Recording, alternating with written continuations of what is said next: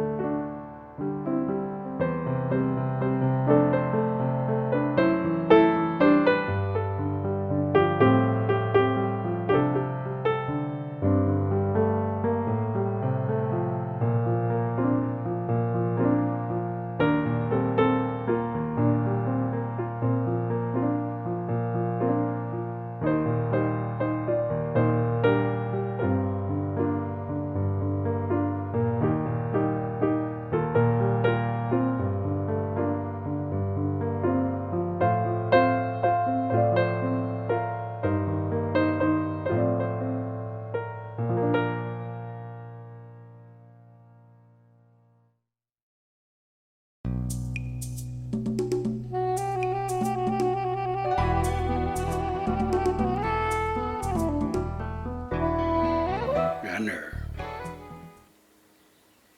一次在非洲拍摄非洲琵鹭时，车子爆胎，断送了亲爱老婆的生命。沉重的打击足足笼罩了他1年的时间。最后，因保育黑面琵鹭的任务尚未完成，重新唤起了他的斗志，再出发。人们需要了解，才能喜爱，才会保护。王征吉先生投入志工解说，自己制作各种图说看板，以幽默的口吻向民众解说。他到处演讲，宣扬理念，让民众透过他美美的照片了解黑面琵鹭，喜爱黑面琵鹭。王征吉老师也经常办展览，办展览需要钱。早期是放大冲洗照片，后来是大图输出、装框、租借场地等等，在都需要钱。早期王征吉老师经营婚纱摄影是很赚钱的，父亲在南非开鞋厂也赚钱。王老师放弃婚纱摄影，投入黑面琵鹭保育。父亲的鞋厂因南非与我断交而陷入困境，终至倒闭。王征吉老师因而在经济上极度困顿，但是心愿未了。王征吉老师四处奔走，寻求协助，他的精神也让他获得一些资助，在这条艰难的路上继续走下去。他广交各国黑面琵鹭学者、专家与志工，交流各国的保育经验，甚至应邀到日本福冈为人工岛的黑面琵鹭请命。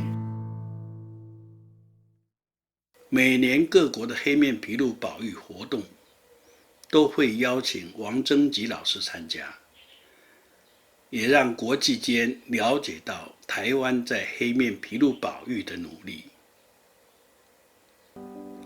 黑面琵鹭在北方繁殖，秋季南迁渡冬。台湾是黑面琵鹭的主要渡冬地，一直以来，黑面琵鹭在台湾渡冬的数量都超过总数的50%，这是我们的骄傲。从1992年的288只，到2021年的5222只，数量足足翻了18倍。2021年来台渡冬的黑面琵鹭有3132只，占了60%，这是大家努力的成果。王征吉老师长期的全心投入，功不可没。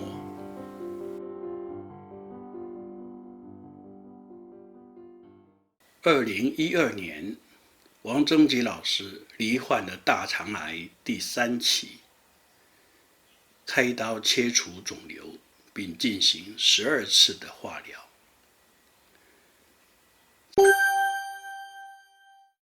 在化疗期间，王老师并没有掉头发，也没有病恹恹的了无生趣，反而是生龙活虎的照样四处活动。